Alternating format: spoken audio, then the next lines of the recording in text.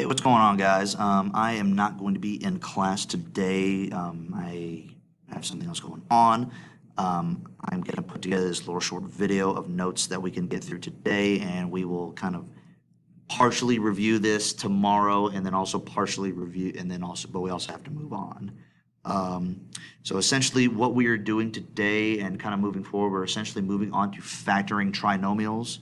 Again, and they're all, not only that, they're going to be quadratic trinomials. Now again, sorry, move forward there.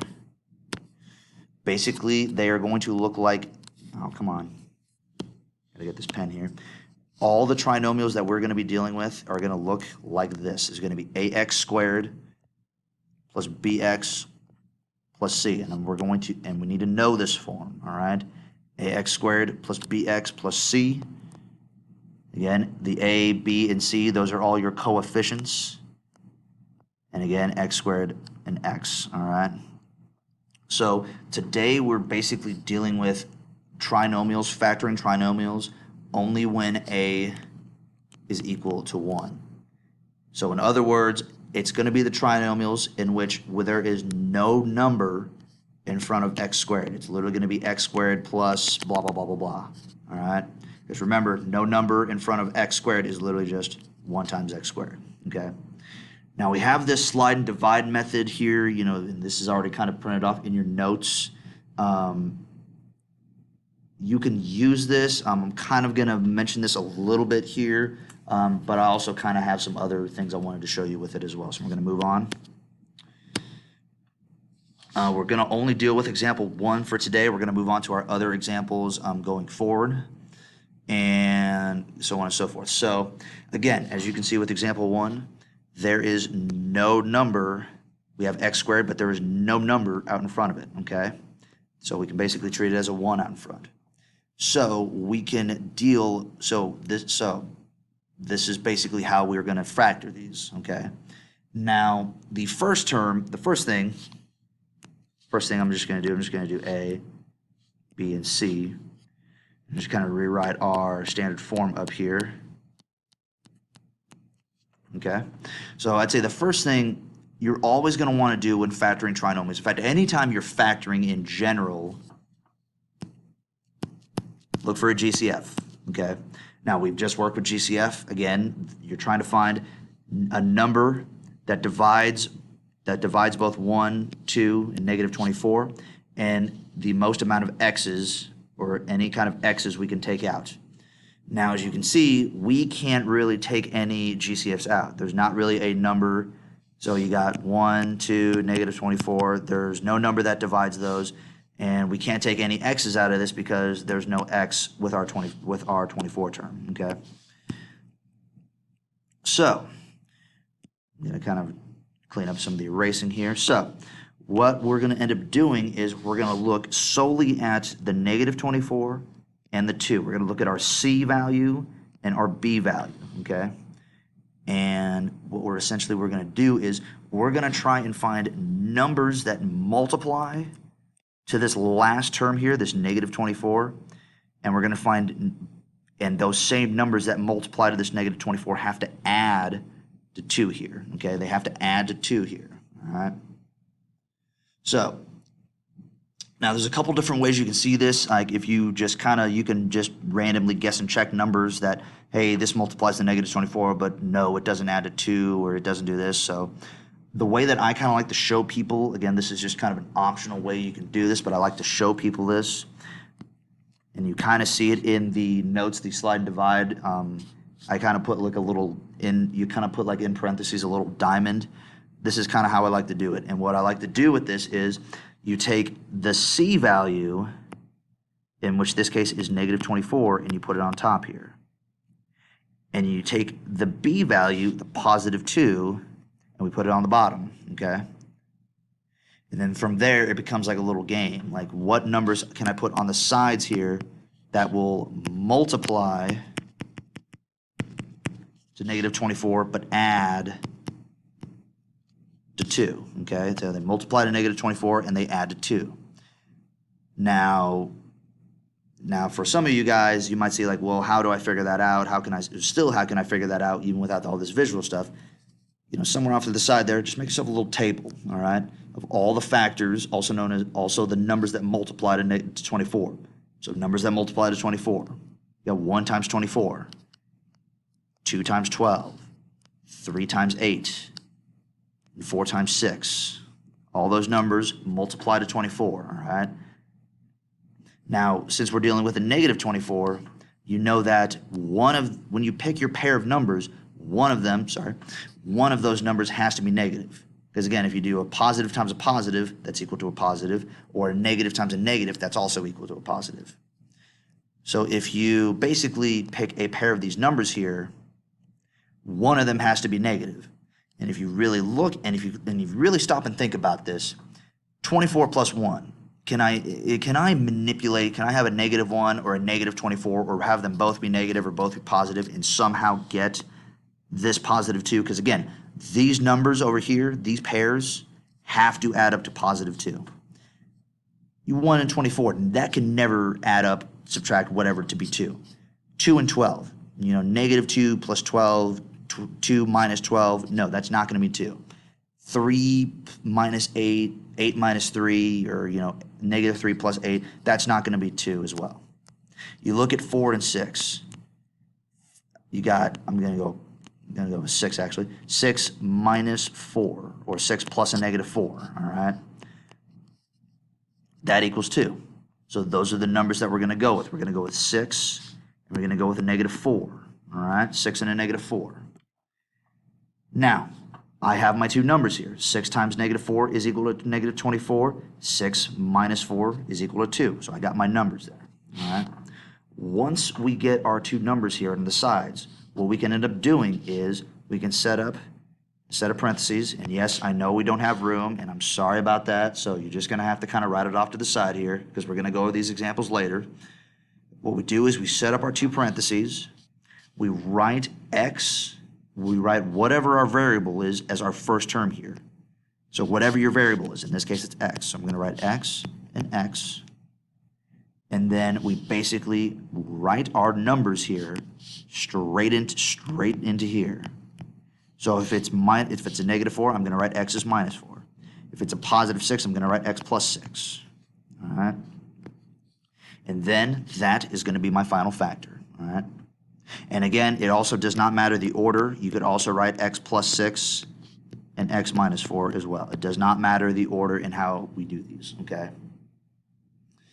All right, let's move on to the next one, all right? And again, we are going to move on. We are going to go over these other examples later, so please just make sure you're leaving enough room for that, all right? So we're only going to go over example 8.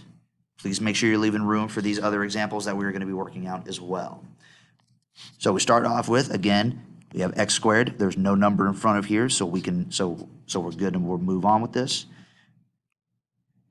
I'm going to set up my little diamond here just because I like the visual representation. Again, you have c, b, and a. Ax squared plus bx plus c. Again, I'm trying to find numbers that multiply to my last term, again, c, that also add to 7. So what I can do is I can take this and put it into here, negative 30, and then I can put 7. All right. And then again, if it's kind of trouble, hey, I can't see numbers that would multiply to negative 30 but add to 7, just set up a table, all right? And just go with 30 for right now. Worry about the negative later. 1 30, 2 and 15, 3 and 10, 5 and 6, all right?